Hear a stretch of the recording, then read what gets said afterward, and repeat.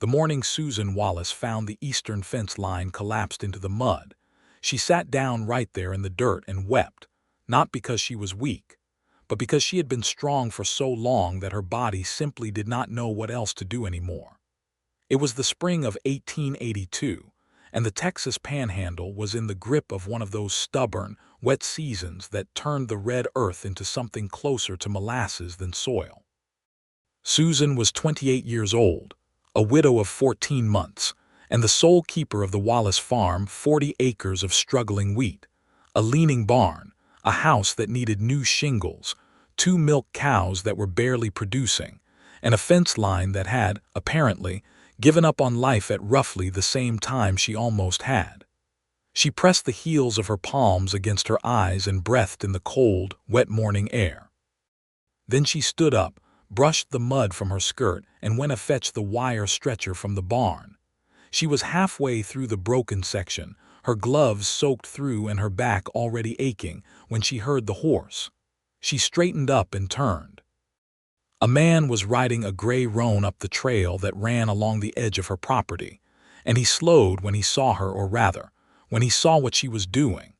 He was broad-shouldered, wearing a weather-beaten brown hat pulled low against the gray morning sky, a canvas duster coat that had seen considerable use, and boots that were caked with the same red mud that was presently coating Susan's skirt.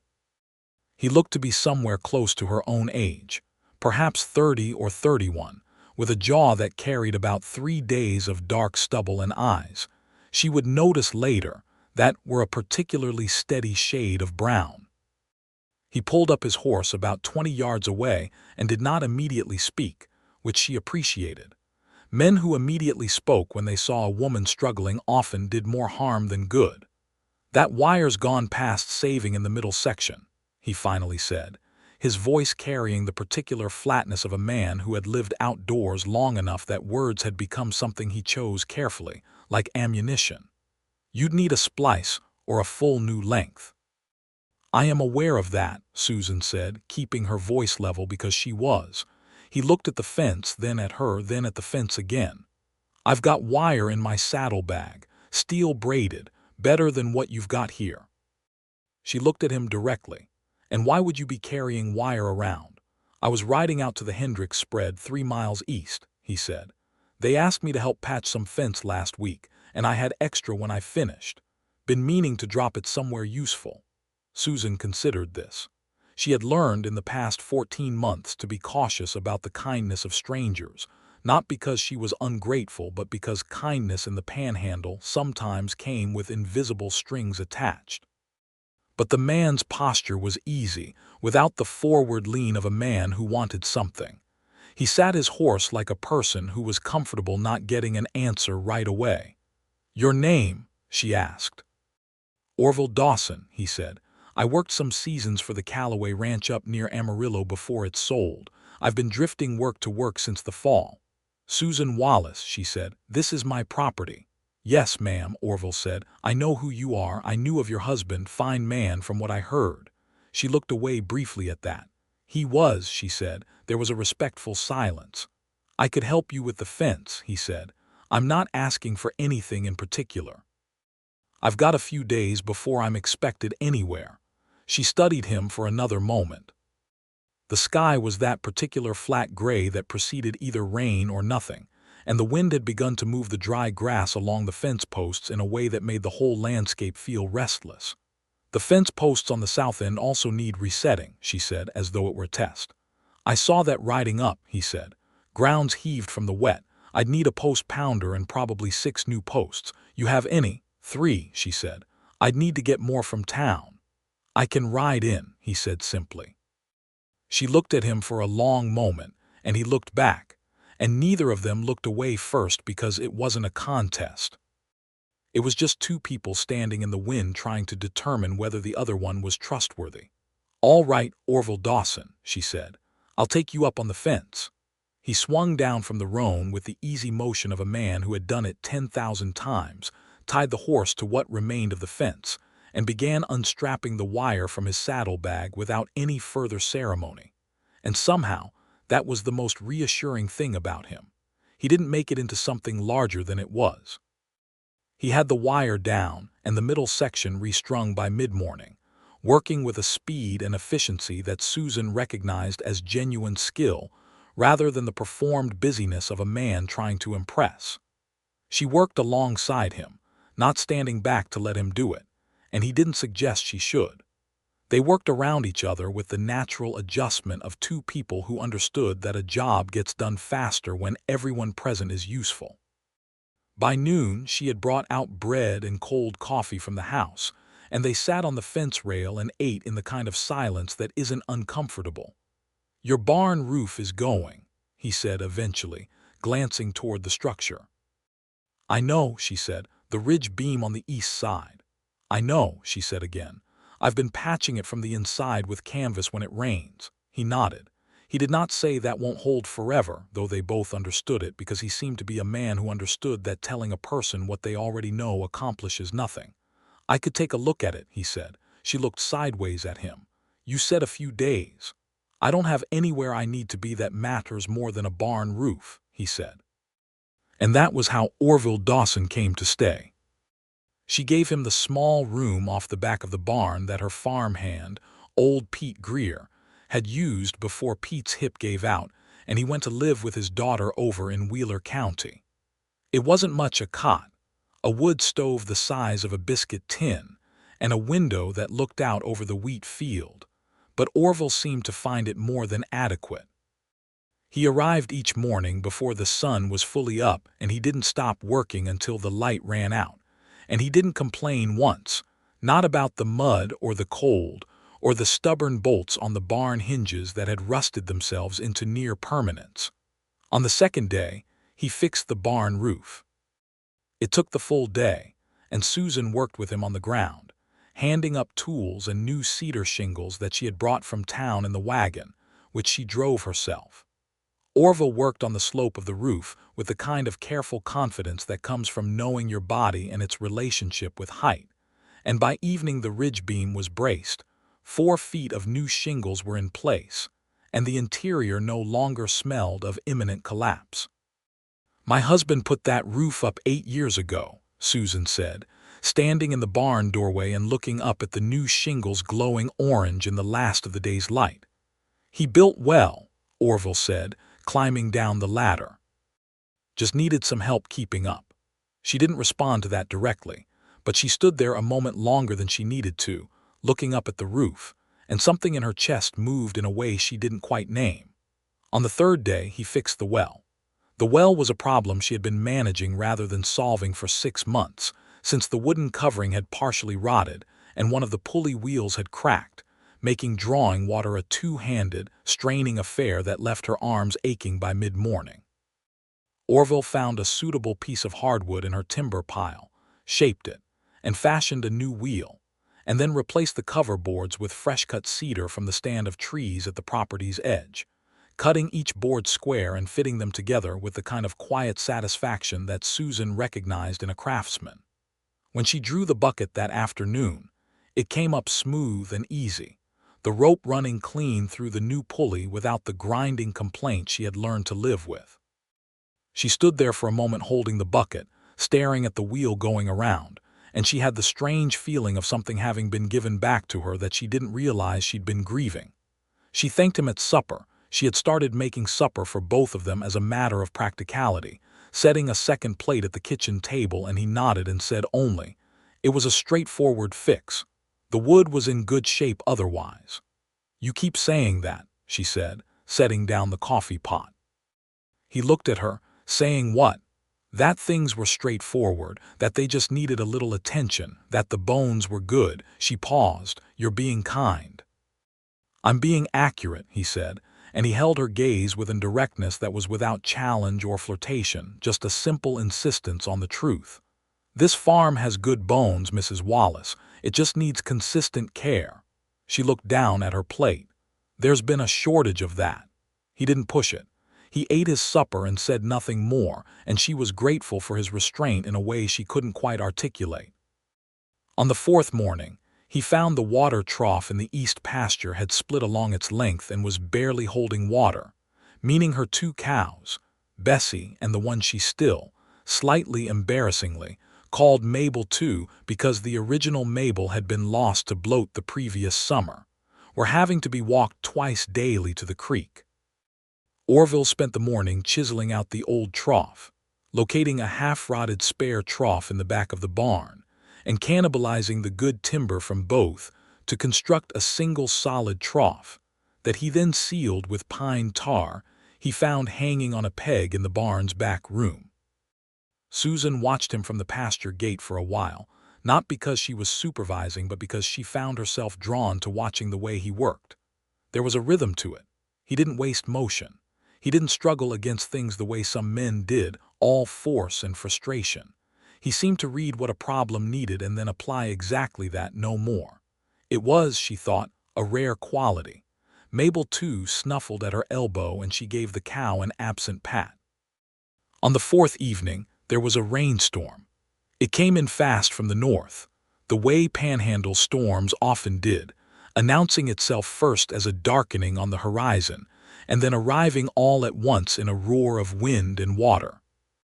Susan was in the barn doing the last of the evening milking when it hit, and she heard the new roof take the rain without a single drip finding its way inside, and she pressed her forehead briefly against Bessie's warm flank and felt something ease in her chest. Orville appeared in the barn doorway, shaking rain from his hat. "Roof's holding fine," he said, as though she might be worried. "I can tell," she said. "Coming out of the wet. I'm nearly done." He came in and leaned against the stall wall and watched the rain come down through the open doorway in silver curtains. And for a while, there was only the sound of rain and the warm, comfortable smell of the barn. "You didn't have to stay," she said. "You've done more than you offered." "I know," he said. She looked up at him from beside Bessie. Then why? He thought about it, which he was beginning to understand was something he did before he answered most things of consequence. "I suppose I find it satisfying," he said, "making things work that weren't working." She stood up with the milk pail and moved to set it on the shelf. "And when everything's working," she said without quite meaning to. He met her eyes across the lantern-lit space. "Well," he said quietly, "I suppose that depends on what comes next." She turned away and carried the milk pail and said nothing more that night, but she thought about what he'd said for a long time after she went inside. On the fifth day, a man came riding up the property track before breakfast. His name was Carl Denny, and Susan knew him from town, where he ran the feed store. He was a wide man in his mid-40s, with a habit of speaking at a volume slightly above what was required, and he had been one of several men who had made what she considered to be premature and poorly timed expressions of interest in her situation since Thomas's death. She had rebuffed each of them with increasing directness.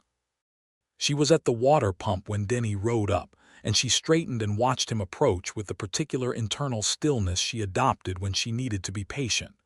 "Morning, Mrs. Wallace," Denny said, pulling up his horse and looking around at the farm with the speculative eye of a man doing calculations.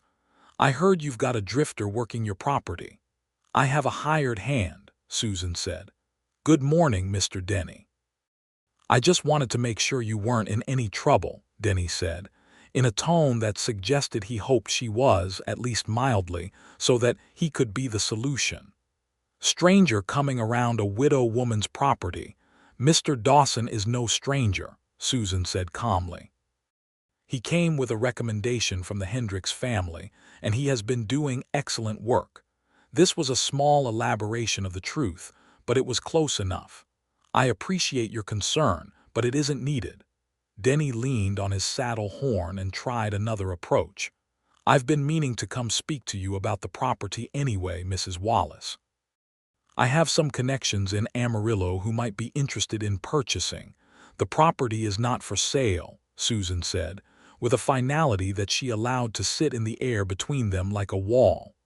"Not now, not in the foreseeable future. Was there anything else?" Denny looked past her, and she knew without turning that Orville had come out from around the barn, probably attracted by the sound of an arriving horse. He would be standing there in that quiet, unhurried way of his, and apparently that was enough, because Denny straightened in the saddle and pulled his horse's head around. "You let me know if you change your mind," he said. "I will not be changing my mind," she said pleasantly. Denny rode away. She turned to look at Orville, who was indeed standing at the corner of the barn with a fence tool in one hand, watching the retreating horse. "I hope you didn't feel the need to come out on my account," she said. "I can handle Carl Denny perfectly well." "I know you can," Orville said. "I came out because I need to ask where you keep the spare gate hinges. I found the problem with the pasture gate." She looked at him for a moment and then, somewhat to her own surprise, she laughed. It was a real laugh, not the managed, polite kind she had been producing for the past year, whenever social situations required it, but an actual, uncalculated laugh that came up from somewhere that had been closed off for a while. He looked slightly surprised, and then something in his expression softened, just a little, around the corners of his eyes. "The hinges are in the wooden box on the left side of the barn," she said. "Behind the harness." "Thank you," he said, and went back around the corner, and she stood for a moment in the morning sun with the remnants of the laugh still warm in her chest. The pasture gate had been swinging wrong for 8 months, catching on the post when she tried to open it fully, and making bringing the cows in and out into a twice-daily negotiation. Orville reset both hinges that morning, and when she swung the gate that afternoon it moved in a long, smooth arc without a single complaint, and she stood there swinging it back and forth, feeling faintly ridiculous and not minding. Orville came around from the other side of the barn and saw her and said nothing, but she caught the expression on his face before he looked away. It was something she didn't have a word for, but it made her feel seen in a way she hadn't expected. That evening she asked him about himself over supper, which she realized she had not done yet, having been too preoccupied with the pressing reality of the farm to think much about the man himself. "Where are you from originally?" she asked. "East Texas," he said. "A place called Cold Springs, though it wasn't particularly cold and there wasn't much in the way of springs. Family, a sister over in Wichita Falls," he said. "Married a school teacher. They have 3 children." He said this with obvious warmth. "I try to get out that way once a year." "And before the Callaway Ranch?" she asked. He was quiet for a moment, cutting his bread. "I spent 2 years working the cattle drives up the Kishom Trail," he said. "Before the drives started drying up with the railroads coming in. Before that I did some work on the line itself, actually, which is how I know what a railroad spike smells like when it's been sitting in the sun." "Hot metal," she said. "And ambition," he said, with the slight dry humor she was beginning to recognize. "A lot of men thought the railroad meant the end of the world as they knew it. Turns out it just meant the world kept changing." She looked at him. "You don't seem like a man who minds change." He considered this. "I mind it fine," he said. "I just don't spend a lot of time fighting what I can't change." She looked down at her plate. Thomas had been the opposite. Thomas had been a man of deep attachment to the way things were, which was part of why the farm mattered so much to him. And to her, because they had built it together from nothing, or very nearly nothing, and every fence post and shingle had his hands on it somehow. And now the fence posts were heaving and the shingles were going, and it sometimes felt as though the farm itself was dissolving, grief taking physical form in rotting wood and failing wire. "I don't want to sell," she said, not directly responding to what Orville had said but somehow continuing it. "Men like Denny keep coming around suggesting I should take the sensible option, as they put it, and I know they think I can't manage it alone." "Can you?" Orville asked. She looked up and he was looking at her directly, not cruelly but with genuine curiosity. "Not as well as I need to," she said, which was perhaps the most honest thing she had said to anyone since Thomas died. "Not without help." Orville nodded. He looked at his coffee cup. "Then you find good help and you keep going," he said. "There's no shame in that." She looked at him for a moment. "You're a practical man, Orville Dawson." "Most of the impractical ones I've met were miserable," he said, and she laughed again, and this time he smiled too, and it changed his face considerably, took some of the weathered solemnity out of it and showed something younger and warmer underneath. She thought about that smile later, alone in the house, and told herself she was simply appreciating the fact of a friendly person, which was true as far as it went. On the sixth day, he found the problem with the kitchen pump. The house had an interior pump connected to the cistern, one of the things Thomas had been most proud of, a reasonable luxury in the panhandle in 1882. It had been running slow for 3 months, the handle requiring more effort each week, and Susan had been managing by also using the exterior well. Orville came inside that morning to report something about the fence and noticed the pump and asked, with his characteristic directness, if she wanted him to look at it. She said yes. He spent an hour with the pump disassembled on her kitchen floor, the parts laid out in a precise row in the order they'd come apart, which she appreciated, because it indicated a man who knew how to put something back together. The problem was a worn leather cup in the cylinder that was no longer sealing properly. He fashioned a replacement from a piece of saddle leather he had in his kit. Every working cowboy, she was learning, carried a small kit of the kinds of things that might be needed when you were 3 miles from town and something was broken, and reassembled the pump. And when he worked the handle, the water came up strong and immediate, with no effort at all. She stood at the pump working it back and forth, feeling the easy response of it, the water flowing clean and free, and she found her throat had tightened unexpectedly. "My husband spent 2 days on that pump when we first installed it," she said. "Rode away to a company in St. Louis for the parts. He was so proud when it worked." Orville looked up from where he was wiping the tools clean. He waited. He would have hated that it was failing, she said. He hated things not working the way they were supposed to. He took it personally. She looked at the water going down the drain. "I suppose I do too." "That's not a flaw," Orville said. "No," she agreed. "Though it does make the past year somewhat difficult." He was quiet for a moment, and then he said with careful gentleness, "How did he go, if you don't mind my asking?" She turned the pump handle a few more times, watching the water. "Pneumonia," she said. "In February of last year. He was sick 8 days. On the 4th day I thought he was improving." She paused. "He wasn't." "I'm sorry," Orville said, and he said it simply, without the performance of sympathy that people often made, the exaggerated expressions and the sighing, as though demonstrating that they understood sadness. He just said he was sorry, and she believed him. "He was a good man," she said. "Not without his faults, but good, and I miss him." She straightened and turned away from the pump. "But I am not going to let his farm fall apart. I owe him that." "You owe yourself that," Orville said quietly. She looked at him sharply, and then not sharply, because what he'd said wasn't wrong. "Yes," she said after a moment. "I suppose I do." He gathered his tools and took them outside, and she stood in her kitchen with the clean running pump, and she thought that this particular piece of the farm working again felt like the smallest and most significant thing that had happened to her in a long time. By the end of the first week, Orville Dawson had fixed the fence, the barn roof, the well, the water trough, the pasture gate, and the kitchen pump.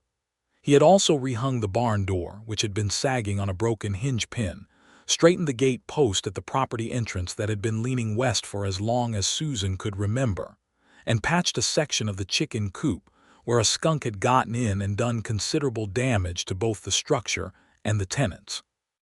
She paid him in room and board, and a small daily wage from the cash she kept in the tin box under the kitchen floorboard. He accepted the wage without comment and without either false modesty or excessive gratitude, which was exactly the right response. On the first Sunday of his second week, they both went to town. Susan went for supplies and for church, which she attended not entirely out of faith but out of the social necessity of being visible and known in the community, because a woman alone could not afford to become invisible. Orville went to the hardware merchant for more cedar shingles, which they needed for the section of the house roof that was next on the list of things requiring urgent attention. The town of Millhaven was not large. It had a post office, a dry goods store, a hardware merchant, a church, a saloon that she did not patronize, a doctor's office, a school, and the feed store that Carl Denny ran. but it was alive with the particular vivid energy of a frontier town that was still deciding what it wanted to be. The railroad had reached a town 20 miles north just the previous year, and there were men in Millhaven arguing every week about whether to petition for an extension, whether it would bring prosperity or outsiders or both. Susan did her business efficiently, which was her habit. She stopped at the dry goods for flour, salt, and a length of printed calico that she needed for the curtains in the small room that she had been meaning to make into a proper guest room for 2 years. She collected her mail from the post office, which consisted of a letter from her sister Eleanor in Kansas and a notice from the county assessor that she was already aware of. She went to church and sat in her customary pew and sang the hymns and shook hands afterward, and deflected 3 separate inquiries about whether she was managing all right on her own. She found Orville afterward in the street outside the hardware merchant, loading the shingles into the bed of her wagon with the careful efficiency she was coming to expect. She noticed 2 of the men from church watching him with the particular sideways attention that meant they were discussing him, and she felt a flare of something protective that surprised her. She walked directly to the wagon and said, "Did they have the cedar?" "Yes," he said.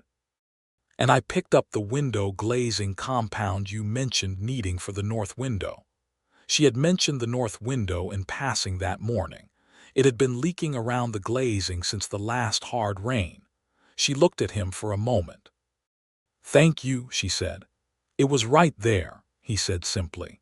They drove back to the farm in the wagon together, which was sensible because there was only one vehicle and he had to get the shingles back somehow, and Susan did not particularly care what the town made of it. She had learned in 14 months of widowhood that people would make of you whatever they wished regardless of your behavior, and that the best policy was to conduct yourself with dignity and let them construct their narratives without your assistance. Orville sat beside her on the wagon seat as they drove, the shingles rattling gently in the bed, and the countryside rolled out on all sides in the big, breezy way of the panhandle, where you could see weather coming from 30 miles away, and the sky took up approximately 2/3 of the available universe. "What was your wife like?" Susan asked, and then was immediately surprised at herself, because she didn't actually know that he'd had a wife and was making an assumption. But he didn't seem surprised by the question. "She was remarkable," he said after a moment. "Her name was Clara. She died of fever 3 years ago. We were married 2 years. No children." "No," he said quietly. "She was expecting when she went. We lost the baby with her." She did not offer a performance of sympathy either. "I'm sorry," she said simply. "Thank you," he said. They drove in silence for a while, and it was a different kind of silence than usual, fuller somehow, weighted with the knowledge of shared loss, which is one of the most intimate things 2 people can share without touching. "Is that why you drift?" she asked, not unkindly. He kept his eyes on the road. "Partly," he said. "Partly I just haven't found the thing worth stopping for." She didn't answer that, but she felt it settle somewhere in her chest, where it stayed. The following Monday, he began on the house roof. This was the larger undertaking, because the house roof was more complex than the barn, and several sections had been losing shingles in the recent windstorms, leaving places where the felt underneath was exposed, and in 2 spots where even the felt had gone, leaving bare boards that would rot if they weren't addressed immediately. Susan helped where she could, passing shingles, holding boards, managing the tar pot that they heated over a fire in the yard, and in the afternoon she climbed up onto the roof herself, because she had done it before and she saw no reason not to do it now. "You don't have to come up," Orville said, from his position near the peak. "I know that," she said, hauling herself over the eave with the practice of someone who had been doing it, and she settled herself on the slope beside him and held out her hand for the next shingle. He gave it to her without further comment, and they worked side by side in the afternoon sun with the whole sweep of the panhandle laid out below them, the wheat just beginning to show green in the field, the red earth darkening where the last of the moisture was still holding in the low places. "It's a good farm," he said, looking out at it. "I know it is," she said. "Thomas chose well." "You both chose well," he said. "You stayed." She looked at him sideways. "Where would I go?" He shrugged. "Kansas, I think, or I suppose your people are. Eleanor is in Kansas," Susan said. "She has been very kind and very persistent in suggesting I come there. But this is my home." She looked out at the field. "This is the only place Thomas still exists in any real way. If I leave, I lose the last of him." Orville was quiet. He set a shingle carefully and tapped in the nails and then set another. "I understand that," he said finally. "When Clara died, I sold the house we'd rented. I was wrong to do it. I spent months afterward feeling like I'd lost something twice." She looked at him. "I'm sorry," she said. "I learned from it," he said. "That's why I understand why you stay." She held the next shingle for him, and they worked in the warm silence of mutual understanding. And she was aware of how close they were, shoulder to shoulder, essentially, on the slope of the roof, and of how that closeness felt neither inappropriate nor alarming, but rather simply right, in the way that things feel right when they have fallen into their proper position without force. She told herself that was because they had established a comfortable working relationship. She did not entirely believe herself. On Wednesday of the second week, something unexpected happened. Susan was out in the wheat field in the early morning, walking the rows and looking at the growth, which was her habit and one of her genuine pleasures. She had always loved the wheat, the way it moved in the wind, the particular green of it in early spring, when she heard a sound from the direction of the property's northeast corner. It was a high, sharp sound, and she recognized it immediately: a dog in distress.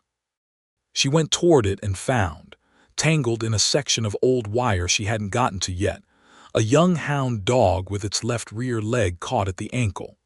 It was a half-grown thing, thin and brindle-colored, with the panicked eyes of an animal that has been afraid for a long time. She went to her knees beside it and spoke to it in the low, steady voice she used for frightened animals, and after a moment it stopped thrashing and let her work the wire loose. The leg wasn't broken, but it was badly scraped and the wire had cut into it enough to bleed. She carried the dog to the house. It was perhaps 40 pounds, so carrying it was not comfortable but was manageable, and was cleaning the wound with a cloth and warm water when Orville came around from the barn. He looked at the dog, then at her kneeling on the kitchen step with the dog's leg in her lap. "Found one of those, did you?" he said. "He was caught in the wire," she said. "The northeast corner section." Orville crouched down beside her and looked at the leg with the same careful attention he gave to broken fence posts and failing pump mechanisms. He pressed gently along the bone. "Nothing broken," he confirmed. "He was lucky. He'll need a few days before that heals properly," she said. "He'll need a home," Orville said. She looked up at him. "Yes," she said, and she felt herself smiling, which she hadn't expected. "I suppose he will." They named the dog Scout, because he had apparently been out scouting the property and got himself into trouble, which seemed like a character trait that would bear watching. He settled into the farm with the relieved gratitude of an animal that had been alone too long, following Susan from task to task, and finding Orville's room a suitable second option when the main house was unavailable. On Thursday, Orville started on the smokehouse, which had a section of its lower wall where the mortar had crumbled away between the stones, leaving gaps large enough for rodents. Susan had been losing smoked provisions to mice for 6 months, and had not been able to address the problem because remortaring stonework was something she did not have the skill for, though she could do most other things on the farm by now. He spent the day at the smokehouse, mixing mortar and setting it between the stones, and she brought him water and eventually sat in the yard in the afternoon sun and mended harness leather while Scout slept on her feet and the wind moved the wheat in long, slow ripples. It was, she realized, a peaceful afternoon. It had been a long time since she had had a peaceful afternoon that was not in some way the result of exhaustion forcing the issue. "Can I ask you something?" she said at one point, not looking up from the harness. "You can ask me anything," he said from the smokehouse wall, his voice slightly muffled by the work. "Are you content?" she said. drifting from place to place, fixing what needs fixing and then moving on. A pause, the sound of mortar being pressed into stone. I was, he said, for a while. After Clara, it was what I needed, I think. Moving kept me from being too still, and being too still was where the grief would catch up and sit on me. And now, she said, another pause longer. I am beginning to think about what staying might feel like, he said. She did not look up from her mending. And what does it feel like? In the thinking about it, he was quiet for long enough that she thought he might not answer, and then he said, like something I want very much and am not entirely sure I deserve. She looked up then, but he had his back to her, working the mortar into the wall, and she looked at his back for a moment, the width of his shoulders, the way his arms moved, the certainty of his hands, and she set down the harness and looked at the wheat field and felt her heart doing something complicated and brave and unfamiliar. Orville, she said. Yes, he said without turning. Have supper with me tonight, not the usual way. I mean, I'll make something proper. I have a chicken that needs to be used. A pause. I'd like that, he said, and she could hear even from there that he meant it.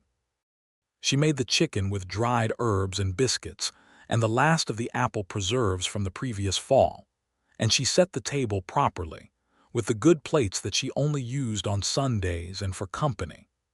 Orville came in having washed up and brushed his coat, which she noted, and he noticed the table and looked at her with something in his face that she could not name, but that made her feel warm in a way the stove had nothing to do with. They ate and they talked for 2 hours, not about the farm and its problems but about other things. His sister and her children, whom he described with obvious love, the cattle drives and what the plains looked like in the early morning with 10,000 head of cattle moving across them. Her early years in Missouri before her parents brought the family west when she was 12. The books she read and what she thought about them. The way the stars were different here than anywhere else, or seemed to be. She talked more than she had talked in a year, and he listened with the particular quality of attention that she was beginning to understand was native to him, not passive, not waiting for his turn but genuinely interested, following what she said and asking questions that showed he had heard it all. You are not what I expected, she said, when they had moved to coffee and the evening had settled in fully around the house. What did you expect? He said. Someone who would do the work and be pleasant enough and leave, she said. Most people pass through. It's the nature of things out here. It has been the nature of things for me for a long time, he agreed. She looked at her coffee cup. And now, she said very quietly, which was a risk she took deliberately, with full knowledge that she was taking it. He looked at her for a long moment, and his brown eyes were steady and warm and serious. Now I am sitting in the most honest home I have been in since my own, eating the best meal I've had since I don't remember, talking to a woman who is more herself than anyone I have met in 3 years of looking. He stopped. And I am trying very hard not to say too much too soon. Susan felt her breath go slow. What would too much be? She asked softly. He set down his coffee cup. That I came here for a piece of wire fence, he said, and I find myself looking for excuses to stay. That I fix things on this farm and it feels like more than fixing things on a farm. That I think about, he stopped himself. He looked at the table. I'm sorry, I don't want to make you uncomfortable. Orville, she said, and her voice came out steadier than she expected. I am a grown woman and a widow, and I have been running this farm alone for over a year. I am not made uncomfortable easily. She paused. And I have been thinking the same things. He looked up at her. I don't know what I'm offering, she said honestly. I don't know what this is or where it goes. I am not a woman who rushes into things, and I would not want you to think that I am. I don't think that, he said. But I also am not willing to pretend that this is nothing, she said, because it is not nothing. The words sat between them, honest and warm, and the lamp was burning low and Scout was asleep by the stove, and outside the panhandle night was doing what it did in spring, going absolutely enormous and absolutely still, and Orville Dawson looked at Susan Wallace across her properly set table with the good plates, and she looked back at him. No, he said softly.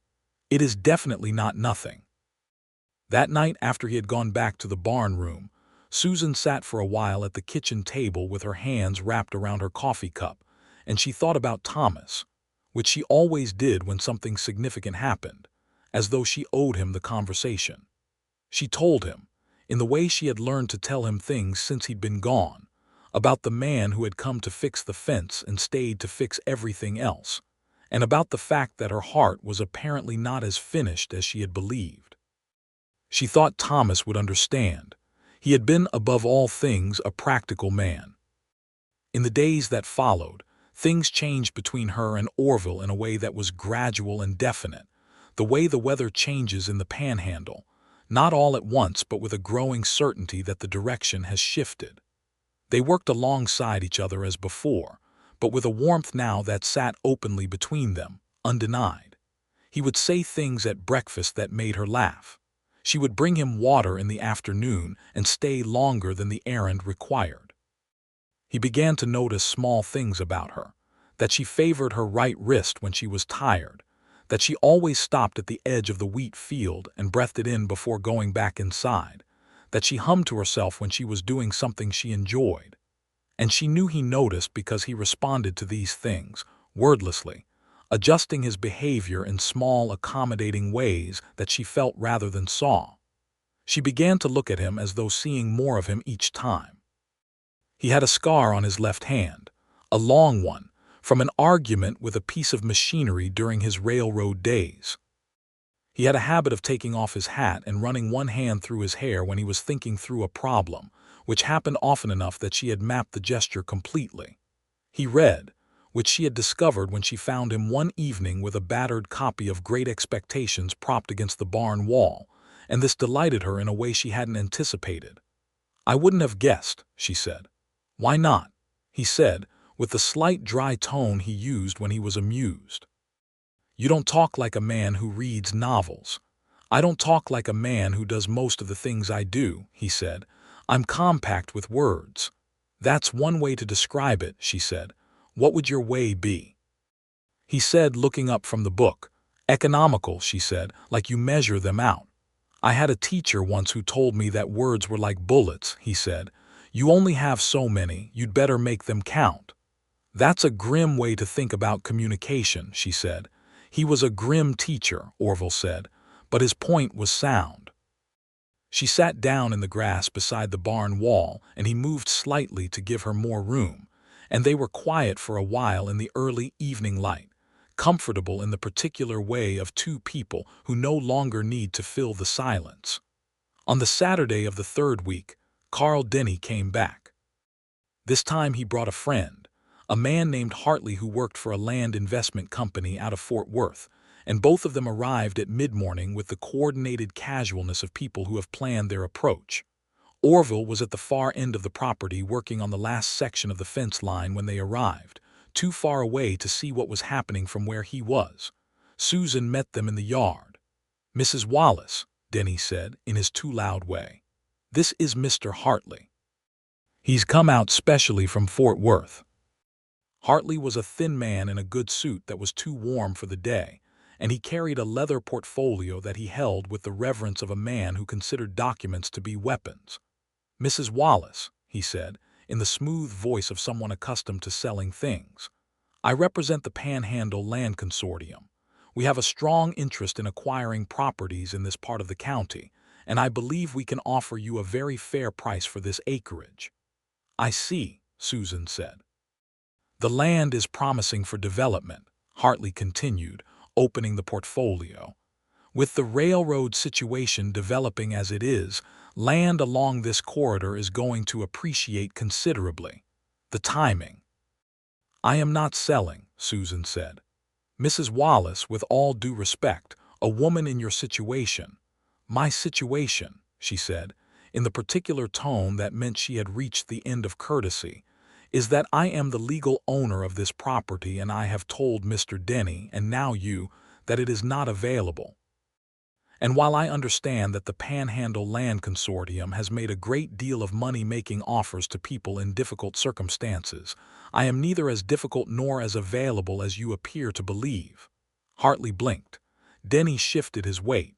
"The offer is substantial," Hartley said, but with less certainty. "The answer is no," she said. "Good morning to you both."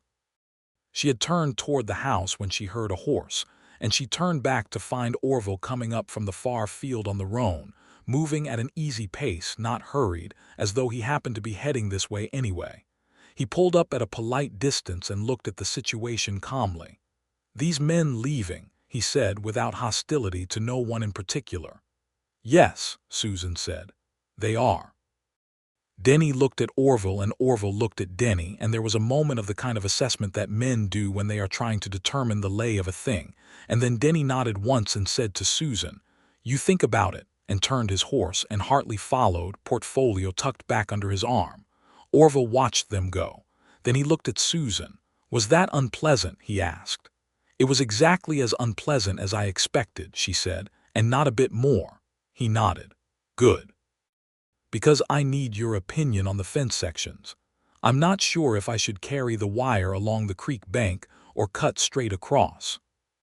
And just like that, they were back to the farm, and she was grateful for the return to it, because it was hers and she intended to keep it. On Monday of the 4th week, the axle on the farm wagon cracked. It cracked while Susan was driving back from the creek where she had gone to check the irrigation channel, and it gave way suddenly enough that the wagon lurched, and she had to haul on the reins to keep the horse from panicking. She managed it, and sat for a moment in the tilted wagon collecting herself, and then climbed down and looked at the axle, which had split cleanly at a point where the wood had apparently been cracking inwardly for some time, without showing it on the surface. Walked the horse and the limping wagon back to the farm, and Orville appeared from the barn when he heard the uneven sound of it. He looked at the axle and then at her. "You all right?" "Perfectly," she said. "The axle, however, is not." He crouched down and looked at it. She watched him thinking, which she had come to enjoy the visible quality of it, the way his eyes moved as he worked through the problem. "It'll need a new axle," he said. "I can fashion one from the ash timber. You have enough in the woodpile." "How long?" she asked. "2 days if I work it straight," he said. "Maybe day and a half." She nodded. "What do you need?" He listed the tools and materials he'd need, and she gathered half of them before he'd finished listing, and he watched her do it with something that had moved well past professional appreciation and into the territory of something deeper, something that made his chest ache in a way he had not felt in 3 years. He worked on the axle for 2 days, shaping the ash timber with careful attention, and she helped him when she could and left him to it when he had it in hand. On the evening of the 2nd day, when the new axle was fitted and the wagon stood level and solid on the yard, she came and stood beside him and they both looked at it. "Thomas would have liked your work," she said.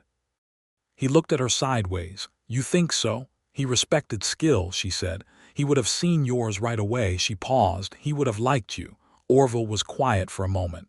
"I'm glad to hear it," he said softly, "because I have a great deal of respect for what he built here, for what you've kept going."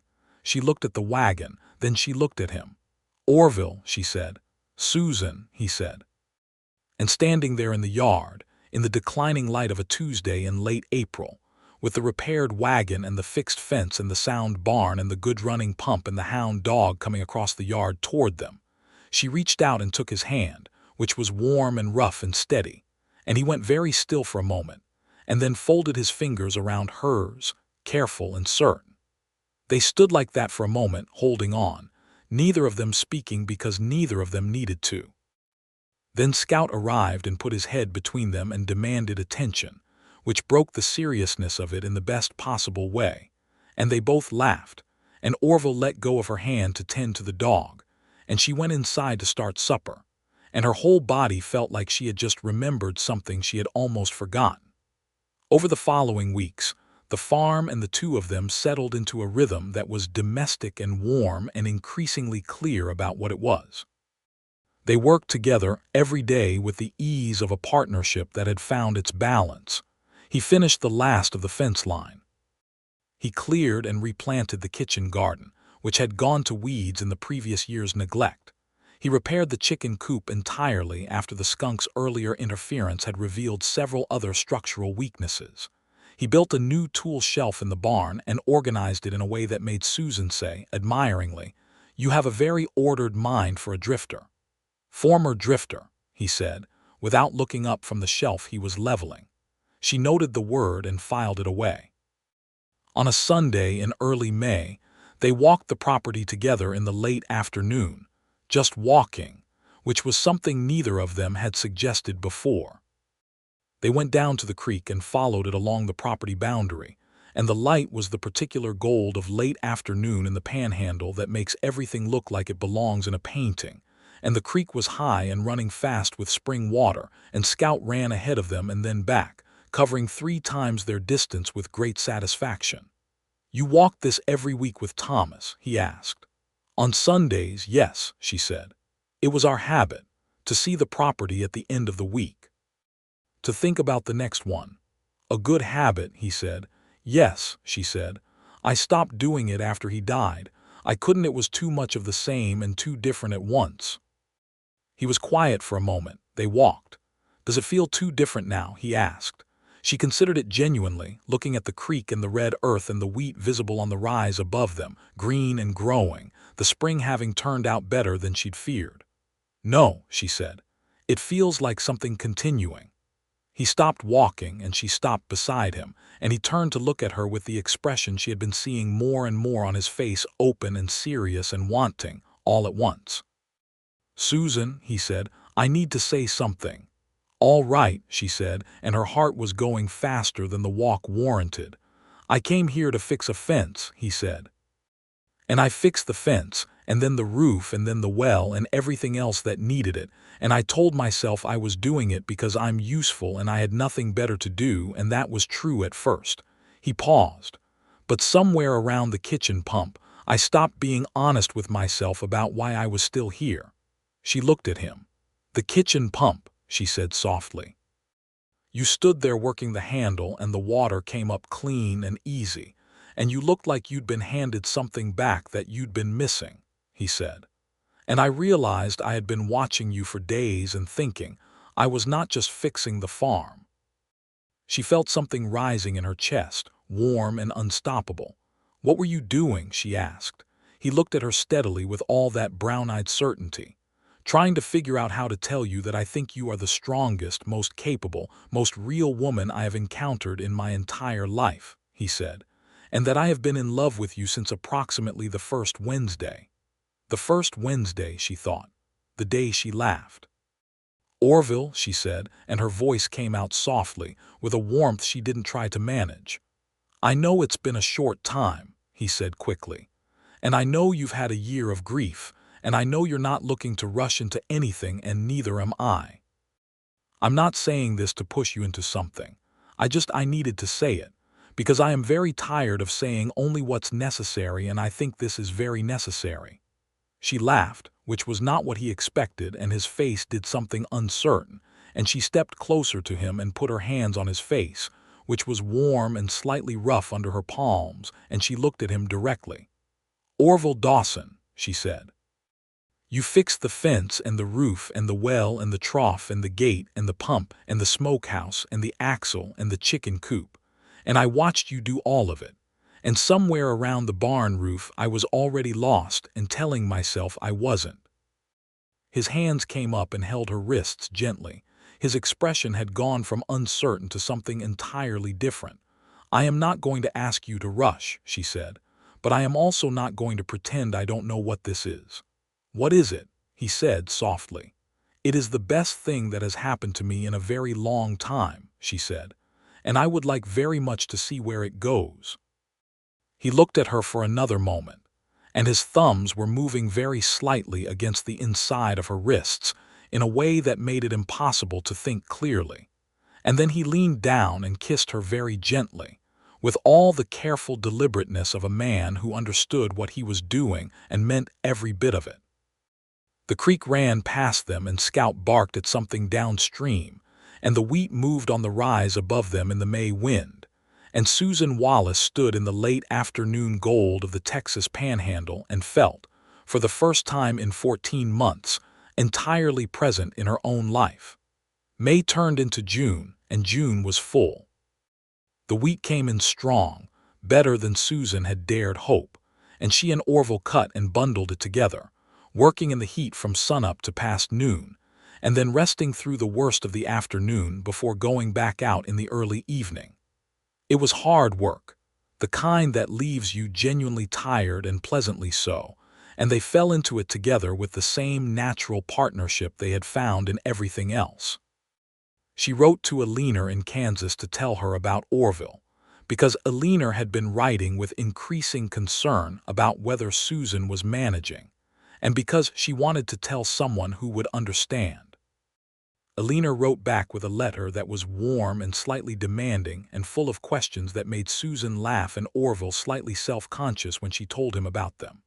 "She wants to know your intentions," Susan said from across the kitchen table, suppressing a smile. "My intentions are entirely honorable," Orville said, without missing a beat. "I intend to help bring in the wheat and then discuss the question of the house's south wall, which is showing some foundation movement." She threw the dishcloth at him, and he caught it. In June, Orville rode to Wichita Falls to see his sister Ruth, which had been his plan before any of this happened and which he felt he owed her, and he was gone for 5 days. Susan found, somewhat to her own annoyance, that the farm felt different without him in a way that had nothing to do with the work. She managed everything perfectly well. She had been managing it alone for a year, after all, but the evenings were longer and the silences had a different quality. She spent the time writing letters and reading, and doing the mending she had been putting off, and she had several straightforward conversations with herself about the nature of what she was feeling, and whether she was certain enough of it to say so when he returned. She was. He came back on the evening of the 5th day, riding up the property track in the last of the daylight, and Scout tore across the yard to meet him with the single-minded enthusiasm of a dog who has decided where his loyalties lie, and Susan came out onto the porch and watched him come in and swing down from the horse and deal with Scout's welcome, and he looked up and saw her on the porch and smiled, and she felt it throughout her whole body. "Good trip," she said. "Good," he said. "Ruth sends her regards." "Her youngest has started walking and can stop going neither." He led the horse toward the barn. "How's the farm?" "Good," she said. "The south end wheat is ready to cut. I'll look at it in the morning." "Orville," she said. He stopped and looked back at her. "I missed you," she said, which was the simplest and most direct way of saying the several large things she had worked out over 5 days. He looked at her for a moment with the lamplight from the porch falling across the yard between them. "I missed you too," he said. "Considerably." He paused. "More than was comfortable," she smiled. "I know the feeling." He put the horse up and came inside for supper, and they sat at the kitchen table in the comfortable familiarity of two people who have found their way to each other, and they talked for a long time, and she told him she loved him, plainly and without ceremony, because she had decided over 5 days that the plain and unceremonious way was the right way for both of them. He had gone still when she said it, and then he had reached across the table and taken her hand and said, "I love you, Susan. I've been in love with you since this farm had a broken fence, and you were out there fixing it alone at 7 in the morning in the mud, and you looked like the most determined person I had ever seen. You watched me for a while before you spoke," she said, realizing. "I was deciding how to offer help without making it sound like I thought you needed saving," he said. "You very clearly do not need saving. It took me a moment to figure out the right words." She looked at him. "You managed all right. You have to come back from the fence," he said. They were both laughing, and then she squeezed his hand, and the night settled around the house, and Scout snored by the stove, and the lamp burned low and warm, and everything felt real and right and settled. It was in August, on a warm Thursday evening with the sun going down in the particular way it does in Texas, painting the whole sky copper and rose, that Orville asked Susan Wallace to marry him. He did not do it on one knee, which she would have found performative and slightly uncomfortable. He did it at the kitchen table, which was where they had so many of their most important conversations, with 2 cups of coffee between them and the window open and the evening coming in. He said, "I have been thinking about what comes next."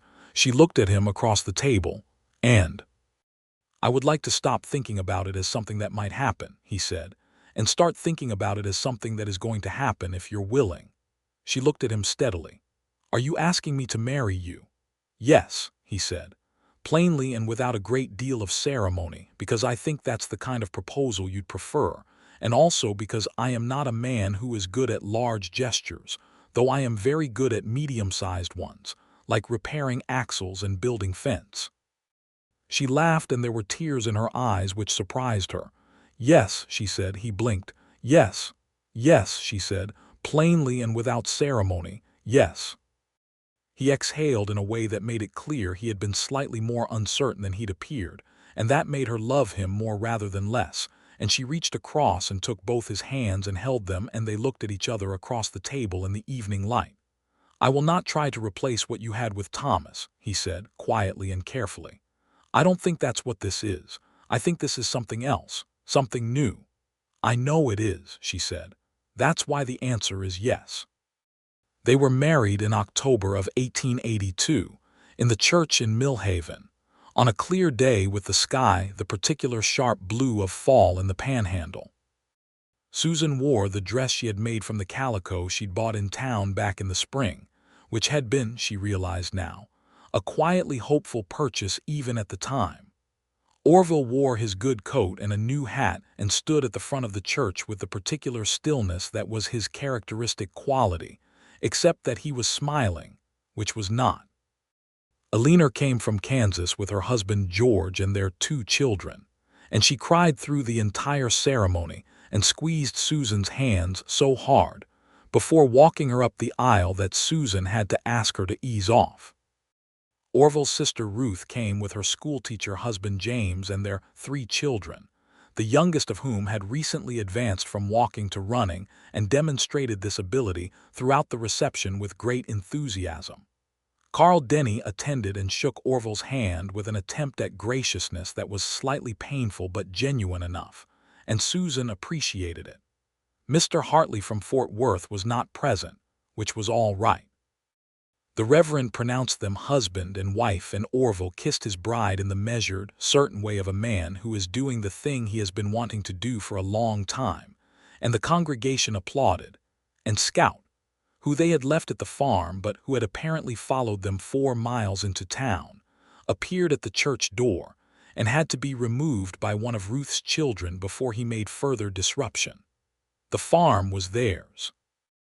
All of it, the fixed fence and the sound barn roof and the clear running well and the sealed smokehouse and the good wagon and the wheat field that had given an honest yield, all of it theirs together, which was the right shape for what it had become. They spent their first winter as husband and wife doing what needed doing in the slower winter season, repairing tools, planning the spring planting, managing the cows and the chickens through the cold, reading books in the evenings by the stove with Scout between them, writing letters.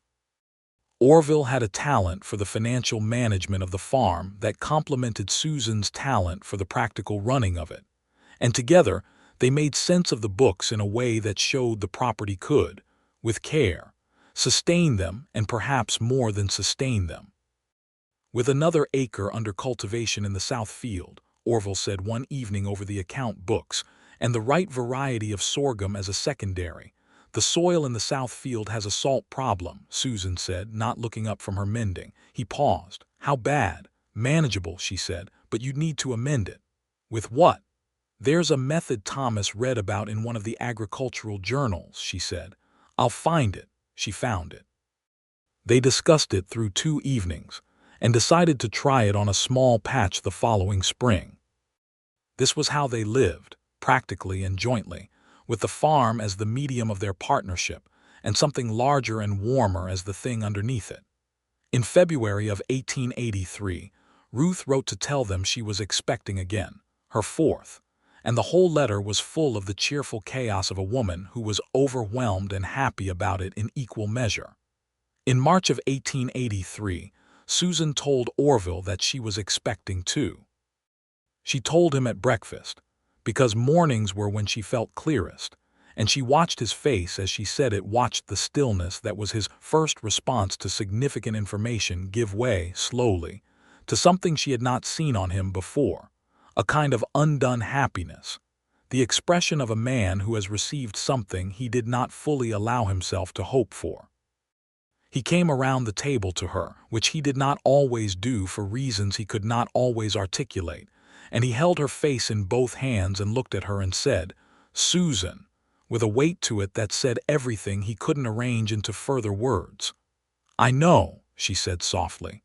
"Are you well?" he said. "I am very well," she said. "It's early, March." "October, then," he said, doing the calculation. "Approximately," she said. He pressed his forehead against hers and they stayed like that for a moment, very still, and Scout came and pushed his nose between their knees with his usual complete lack of regard for human moments, and they broke apart laughing. The spring of 1883 was a good one. The Southfield experiment with soil amendment worked well enough to be encouraging, and they put the full south section under sorghum in addition to the wheat. Orville hired on a young man named Danny Reese, a 16-year-old from town whose family needed the income, to help with the heavier work as the season came on, and Danny proved to be enthusiastic and willing in the way of someone who is new enough to hard work to still find it interesting.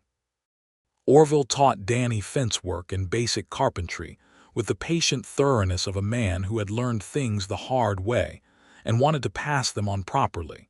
And Susan watched this and felt the particular warmth of seeing a man be good at something unexpected.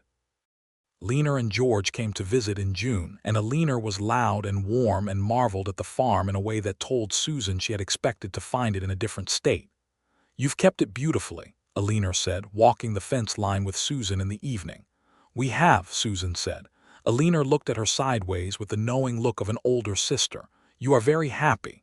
"I am," Susan said simply. "He is a good man." "He is a remarkably good man," Susan said. "He came to fix a fence." "Yes," Alina said, squeezing her arm, "and look what else he fixed." Susan looked at her. "Don't look at me like that," Alina said. "I can see it, Susan, the way you hold yourself. You're not braced for the next thing to fail. You were like that when I wrote to you every letter, waiting for the next thing to go wrong, and now you're not." Susan considered this. It was true, and she hadn't named it that way before, but Alina, who had always been perceptive about her, had found the word for it. "No," she said, "I'm not." "He's a good man," Alina said again, with satisfaction, and Susan agreed. Their son was born in October of 1883, a healthy boy with his father's steady dark eyes and his mother's determined set of jaw.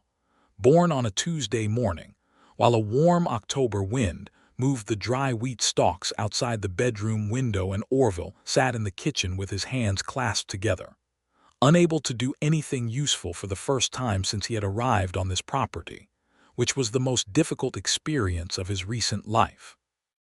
The doctor came from Millhaven, and the delivery was straightforward, and when the sound of crying came through the bedroom door, Orville was on his feet before he was aware of standing, and then the doctor's wife, who served as midwife, opened the door and told him to come in. Susan was sitting up in the bed looking tired and entirely herself, and holding a small, thoroughly indignant person, and she looked at Orville when he came in with an expression that he had never seen on her face before, one that made everything he had ever done in his life feel like it had been leading directly to this moment. "Well," she said, "come and meet him."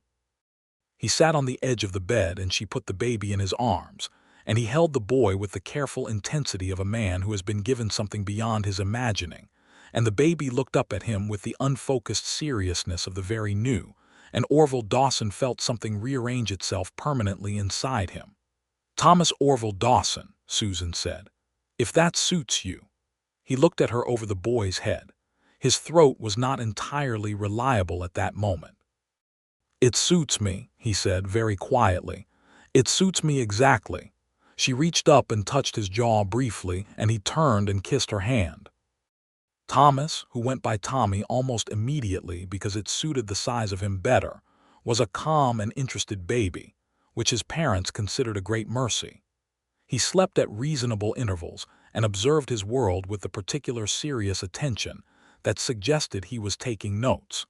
Scout was profoundly interested in him, and had to be discouraged from attempting to clean his face at every available opportunity, which became a recurring domestic negotiation.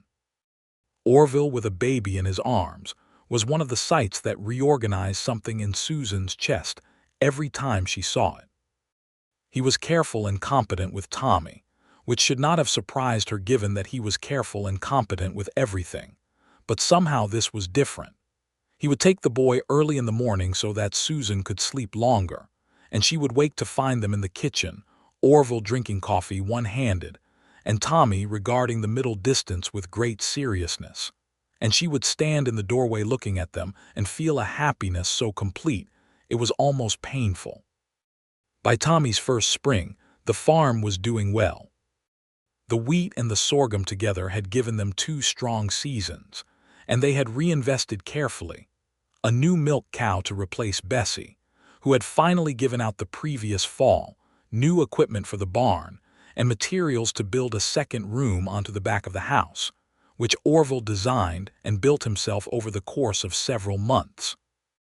Danny Reese had turned into a genuinely reliable hand and came by 3 days a week even in the slow season, and he had developed enough of a relationship with the farm that Orville trusted him with the more independent jobs, which Danny took seriously in the manner of a young man discovering competence. In the spring of 1885, Carl Denny sold the feed store and left Millhaven for reasons that were vaguely financial and not much discussed, and the store was taken over by a young couple from Missouri named the Pattersons, who turned out to be straightforward people and much easier to do business with, and the negotiations over the price of barley became considerably less fraught. Susan turned 31 in the spring of 1885 and felt, as she told Orville, more genuinely herself than she had at any previous age. "I feel like I know what I'm doing," she said.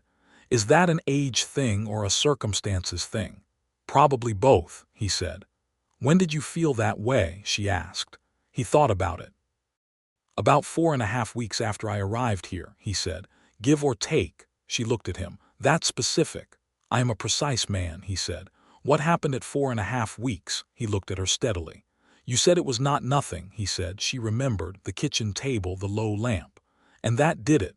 "It did quite a lot," he said. "Knowing what you're doing and where you're going and that it matters to someone, that's more or less the whole of it." She leaned against his shoulder, which was the easiest of gestures and the most natural, and he put his arm around her. And Tommy, who was 1.5 years and fully ambulatory and full of opinions, came running across the kitchen and demanded to be picked up, which Orville did without disturbing the moment more than minimally. The farm continued. In the summer of 1885, they had a hard stretch. A dry summer followed by a late wet that came too early for the wheat, and they lost nearly 1/3 of the yield to a rust disease that swept through the southern field before they could contain it.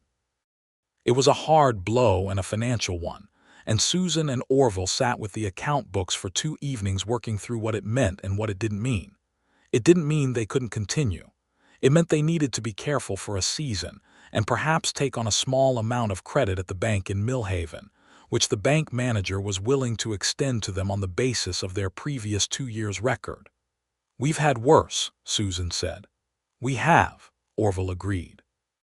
"Thomas and I had a summer in '78 where the creek flooded and took the south pasture fence and half the kitchen garden," she said. "We replanted and it was all right." "This will be all right," Orville said. She looked at him. "Yes," she said, "it will." And it was. They managed the lean season with the practical efficiency of 2 people who understand that difficulty is a feature of the terrain rather than a catastrophe, and by the following spring they had made back the credit and were planning the expansion of the sorghum operation into the newly amended South Field. In the fall of 1886, Susan found herself expecting again. She told Orville at breakfast again, because mornings were still when she felt clearest, and she watched the same expression cross his face that she had seen 3 years earlier, the controlled stillness giving way to that undone happiness. And she laughed, and he came around the table to her and held her, this time without Tommy getting between them, because Tommy was old enough to have been sent to collect the eggs, and was energetically doing so in the yard. Their daughter was born in the spring of 1887, on a rainy April morning, and she was small and fierce and furious about being in the world in a way that made both her parents laugh from approximately the beginning. They named her Margaret Ruth, the second name for Orville's sister, who wrote a letter of such enthusiastic congratulation when she received the news that it took 2 pages and went slightly sideways at the end from writing faster than the pen wanted to go. Margaret was, from the start, what her grandmother Wallace would have called a personality. She was interested in everything, afraid of nothing, and had firm opinions by the age at which most children were still sorting out walking. Tommy regarded her with the cautious acceptance of a firstborn confronted with an unexpected force of nature, and over the course of several months, they negotiated a relationship based on mutual curiosity and the shared enterprise of causing reasonable amounts of chaos. Orville watched his daughter with the same focused attention he had given to every significant thing in his life, and he was clearly, helplessly besotted with her from the first week. Susan watched him be besotted with Margaret the same way she watched him with Tommy, with the warm, settled certainty of a woman who has found the right person and knows it. The farm, by the fall of 1887, was a different place from the one Orville had ridden up to in the spring of 1882. The fence ran clean and tight around the property. The barn was sound, its roof holding through 5 seasons without a single leak. The well ran clear. The smokehouse was intact. The house had 2 additional rooms and a porch that Orville had built the previous summer. The wheat and sorghum fields together gave a consistent yield that provided a reliable income. Danny Reese, now 21 and considerably more confident than the 16-year-old who had first shown up, was working the farm 4 days a week and had expressed an interest in the possibility of eventually taking on a share of the operation, which Orville and Susan were considering seriously and with optimism.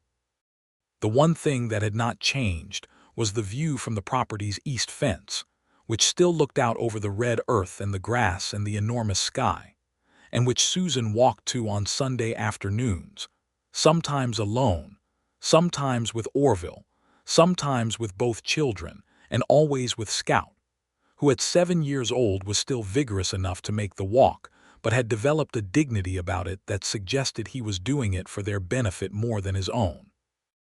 On a Sunday in November of 1887, Susan stood at the east fence in the late afternoon light with Tommy at her side, and Margaret on her hip and Scout leaning against her leg. Orville stood beside her, his shoulder warm against hers. The sun was going down in that copper-and-rose way she had loved since the first time she'd stood in this land and breathed it in, and the wheat stubble in the field behind them caught the light and glowed. "Do you know what I think about?" she said, looking out at the land.